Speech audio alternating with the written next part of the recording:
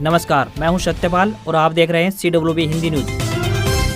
शक संवत 1948 विक्रम संवत 2083 आज ज्येष्ठ मास के शुक्ल पक्ष की त्रयोदशी तिथि और दिन शुक्रवार है। तदनुसार अंग्रेजी तारीख 29 मई सन 2026 आज त्रयोदशी तिथि सुबह 9:50 तक रहेगी। उसके उपरांत चतुर्दशी तिथि प्रारंभ हो जाएगी।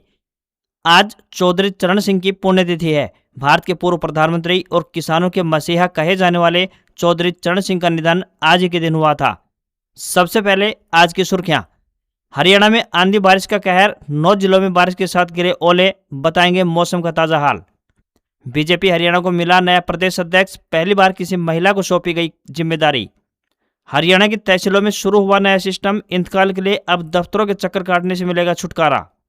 स्टूडेंट्स को इलेक्ट्रिक एसी बसों में मुफ्त सफर का तोहफा, हरियाणा सीएम की बड़ी घोषणा। सरकार की नई स्कीम से युवाओं की होगी कमाई, 31 मई तक करें आवेदन, हर महीने मिलेंगे 9,000 रुपये स्टाइफंड के रूप में। हरियाणा में आशा वर्करों के लिए खुशखबरी, हाईकोर्ट के एक फैसले के बाद पक्की नौकरी की जगी उम्मीदें। हरियाणा में जल कर्मियों के लिए खुशखबरी, सरकार ने लागू किए नए वेतन नियम। भिवानी शिक्षा बोर्ड के पूर्व चेयरमैन का विदाई समारोह, डॉक्टर पवन शर्मा ने स्टूडेंट्स को दिया गुरु मंत्र, बोले अपने टीचरों में रखे पूरी श्रद्धा। अमेरिका और ईरान 60 दिन के सीज फायर पर राजी हुए, ट्रंप की मंजूरी अभी बाकी। व्हाट्सएप, फेसबुक व इंस्टाग्राम के प्लस वर्जन आएंगे, इसके पैसे लगेंगे, 24 घंटे के बाद भी नहीं हटेगी स्टोरी। और सैलरी के अलावा अन्य कमाई है तो ITR 2 भरें। असेसमेंट ईयर 2026-27 के लिए ऑनलाइन फाइलिंग शुरू हुई, 31 जुलाई तक भर सकेंगे रिटर्न। और अब खबरें विस्तार से। भीषण गर्मी से जूझ रहे हरियाणा में गुरुवार शाम को 9 जिलों में यानी रेवाड़ी, सिरसा, हिसार, गुरुग्राम, नूंह, महेंद्रगढ़, भिवानी, चरखी दादरी और फतेहाबाद में बारिश व आंधी के साथ ओलावृष्टि हुई। एक और जहां भीषण गर्मी से निजात मिली है तो वहीं हादसे भी हुए। फतेहाबाद के जांडवाला बांगर में तूफान के चलते मोबाइल टावर ही बीच से टूटकर नीचे की ओर लटक गया। वहीं हिसार में हाई टेंशन बिजली टावर टूट गया तो सिरसा के रानिया में खेतों में बवंडर उठता हुआ दिखाई दिया। मौसम विभाग ने आज 5 जिलों यमुनानगर, पंचकुला, करनाल, पानीपत, सोनीपत में तेज धूल भरी हवाओं और गरज चमक के साथ बारिश की संभावना जताई है। उधर दिन में नौतपा का असर देखने को भी मिला। रोहतक प्रदेश का सबसे गर्म शहर बना रहा। यहाँ अधिकतम तापमान 46.6 डिग्री सेल्सियस तक पहुंच गया। नारनौल, भिवानी, हिसार में भी तापमान 45 डिग्री सेल्सियस क्रॉस कर गया। नारनौल के अटेली में बारिश के साथ ओले पड़े हैं तो वहीं फतेहाबाद के जांडवाला बांगर में बारिश के साथ तेज ओलावृष्टि हुई है।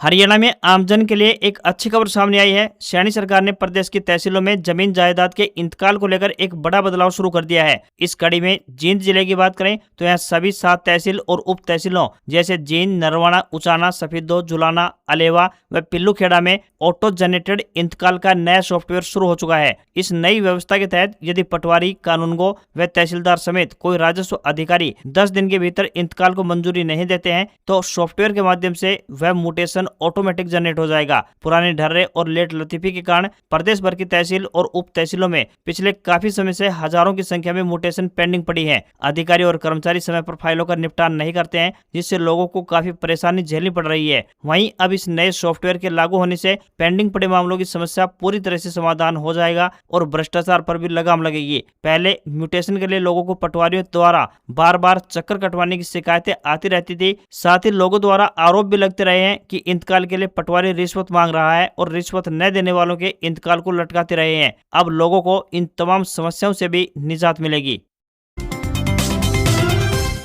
हरियाणा की राजनीति से जुड़ी एक नई अपडेट सामने आई है। बता दें कि भारतीय जनता पार्टी यानी बीजेपी के केंद्रीय नेतृत्व ने हरियाणा और पंजाब सहित कुल 5 राज्यों के लिए नए प्रदेश अध्यक्षों के नामों का ऐलान कर दिया है। हरियाणा में नियुक्त किए गए नए प्रदेश अध्यक्ष वर्तमान प्रदेश अध्यक्ष मोहनलाल बड़ौली की जगह लेंगे। बीजेपी केंद्रीय हाईकमान ने हरियाणा में डॉक्टर अर्चना गुप्ता को नया बीजेपी प्रदेश अध्यक्ष नियुक्त किया है। वो मोहनलाल बड़ौली की जगह अध्यक्ष की कुर्सी संभालेंगी। खास बात यह है कि बीजेपी ने हरियाणा में पहली बार किसी महिला कार्यकर्ता को प्रदेश अध्यक्ष की जिम्मेदारी सौंपी है। अर्चना गुप्ता इससे पहले भारतीय जनता पार्टी की प्रदेश महामंत्री रही थी। इसके अलावा पानीपत जिले की बीजेपी महिला मोर्चा अध्यक्ष और पानीपत की बीजेपी जिला अध्यक्ष की जिम्मेदारी भी संभाल चुकी हैं। अर्चना गुप्ता एक जानी मानी चिकित्सक और रेडियोलॉजिस्ट भी हैं। एक डॉक्टर होने के नाते डॉक्टर अर्चना गुप्ता द्वारा कोरोना काल में किए गए चिकित्सा सेवा कार्यों को आज भी काफी सराहना मिलती रही है।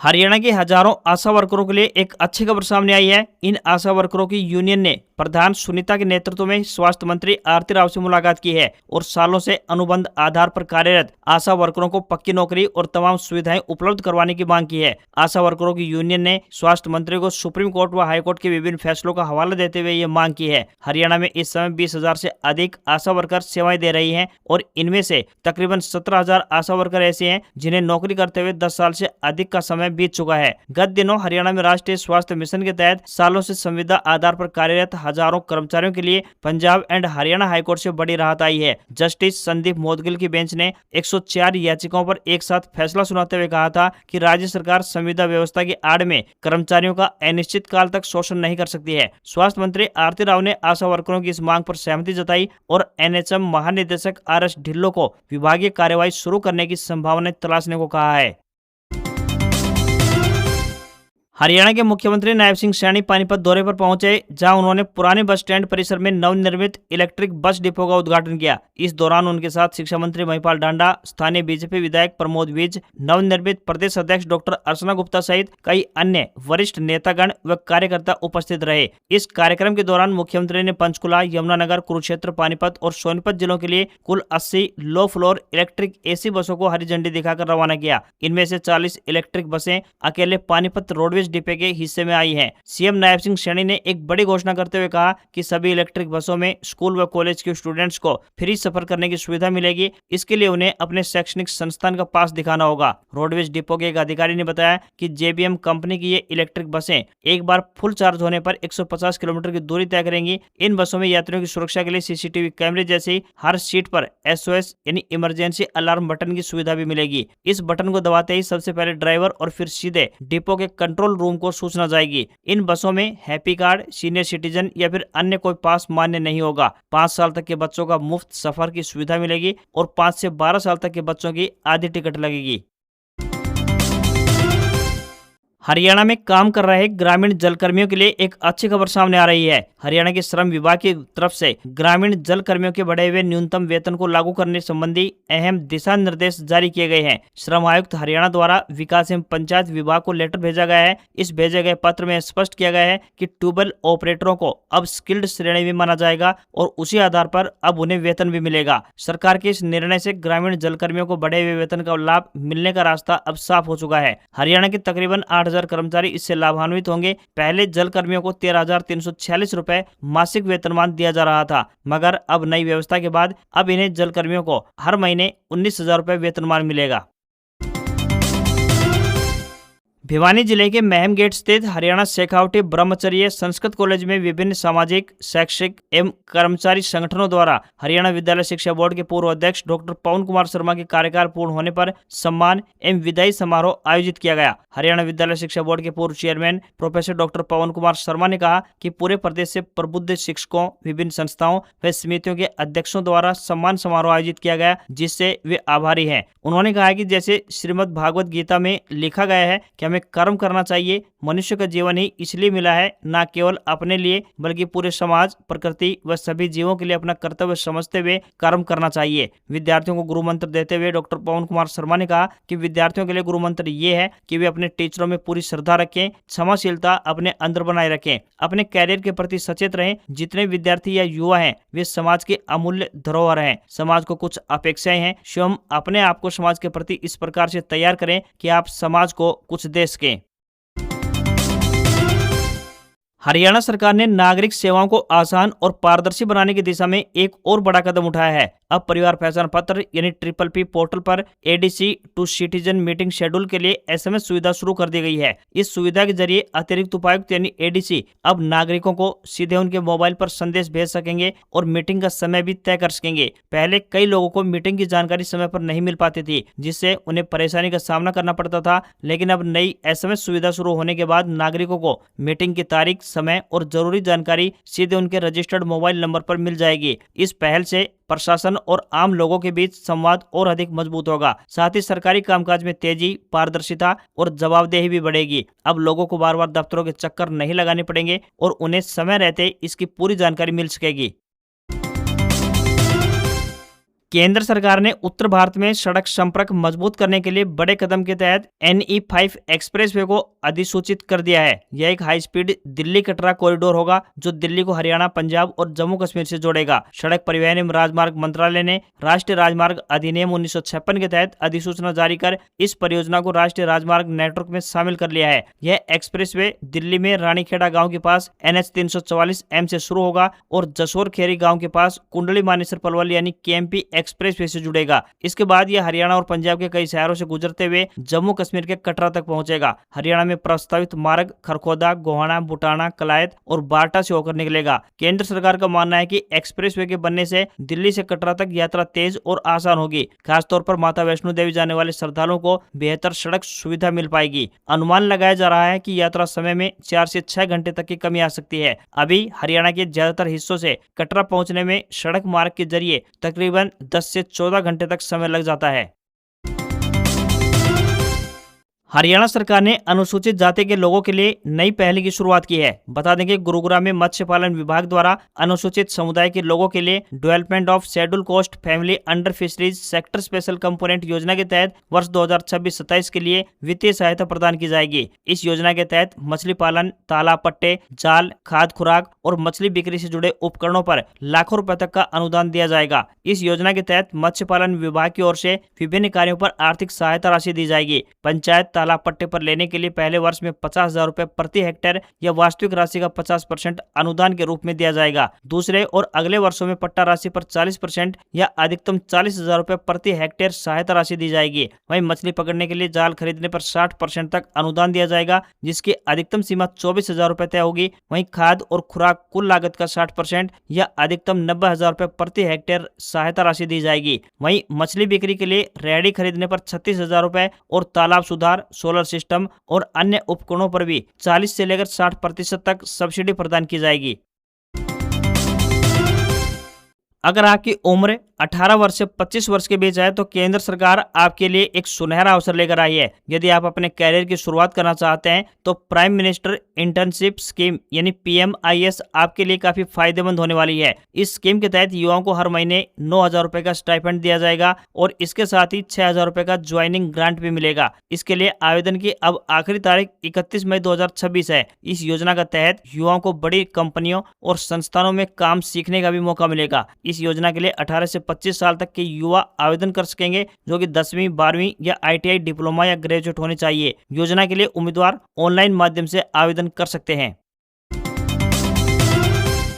समग्र शिक्षा विभाग रोहतक में शैक्षिक स्वयंसेवक के पदों पर भर्ती के लिए आवेदन मांगे गए हैं। समग्र शिक्षा जिला रोहतक के तहत संचालित जिला रोहतक के 12 विशिष्ट प्रशिक्षण केंद्रों सत्र 2026-27 पर special training for out of school children कार्यक्रम के अंतर्गत 7 से 14 वर्ष तक के बच्चों को विशेष प्रशिक्षण प्रदान करने के लिए शैक्षिक स्वयंसेवकों को आबद्ध करने के लिए योग्य उम्मीदवारों से आवेदन आमंत्रित किए जाते हैं। आवेदन करने की अंतिम तिथि 1 जून है। इन पदों के लिए आवेदक 12वीं पास व B.Ed या D.Ed या स्पेशल B.Ed न्यूनतम 50% और समकक्ष होना चाहिए। साथ ही STET या CTET और उच्च शैक्षणिक योग्यता प्राप्त व शैक्षिक स्वयंसेवकों के अनुभवी अभ्यर्थियों को नियमानुसार वरीयता दी जाएगी। उम्मीदवारों को कोई भी आवेदन शुल्क नहीं देना है। आयु सीमा 18 वर्ष और अधिकतम 42 वर्ष तय है। सैलरी 10,000 रुपए पर मंथ मिलेगी।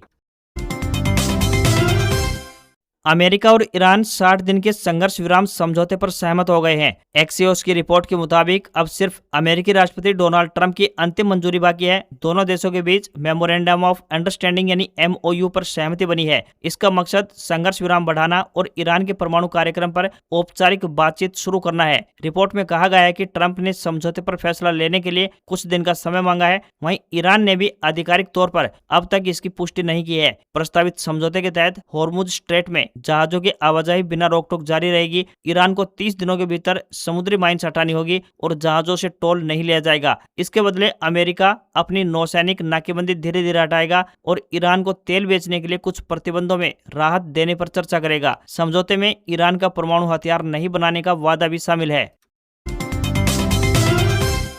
इनकम टैक्स विभाग ने असेसमेंट ईयर 2026-27 यानी फाइनेंशियल ईयर 2025-26 के लिए आईटीआर फॉर्म 2 की एक्सेल यूटिलिटी लाइव कर दी है। अब टैक्स पेयर्स विभाग के पोर्टल से इसे डाउनलोड कर अपना टैक्स हिसाब तैयार कर सकते हैं। इससे पहले विभाग ने 17 मई को आईटीआर 1 और आईटीआर 4 की सुविधा उपलब्ध करवा दी थी। अब आप बिना इंटरनेट के भी एक्सेल शीट पर अपना टैक्स डेटा भर सकते हैं। फॉर्म पूरा भरने के बाद एक JSON फाइल बनेगी जिसे आपको इनकम टैक्स पोर्टल पर अपलोड करना होगा। अगर आप पहली बार रिटर्न भर रहे हैं तो आपको अपने पैन और आधार के जरिए पोर्टल पर रजिस्ट्रेशन करना होगा। आम टैक्स पेयर के लिए रिटर्न फाइल करने की आखिरी तारीख 31 जुलाई 2026 है, तो वहीं बिजनेस क्लास यानी आईटीआर 3 और 4 के कुछ लोगों के लिए यह 31 अगस्त है। अगर आप 31 जुलाई तक चूक जाते हैं तो 31 दिसंबर तक जुर्माना भरकर बिलेटेड रिटर्न फाइल कर सकते हैं।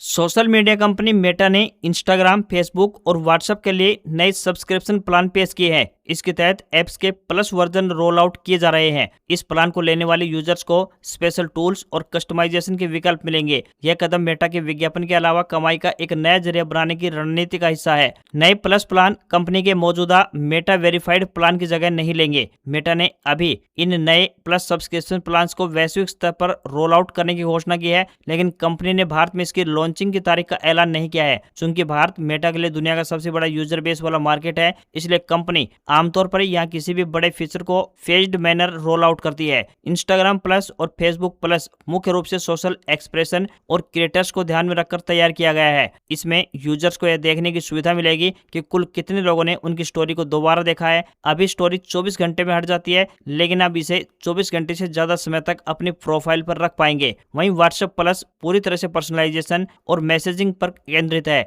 इसमें यूजर्स को app themes, custom ringtones, additional पिड चैट्स, लिस्ट कस्टमाइजेशन और प्रीमियम स्टिकर्स जैसे फीचर्स मिलेंगे। आज खबरों में बस इतना ही। देखते रहिए आपका अपना हरियाणा का सबसे बेहतरीन news channel CWB Hindi news. नमस्कार। इसी आशा के साथ आपका दिन शुभ रहे।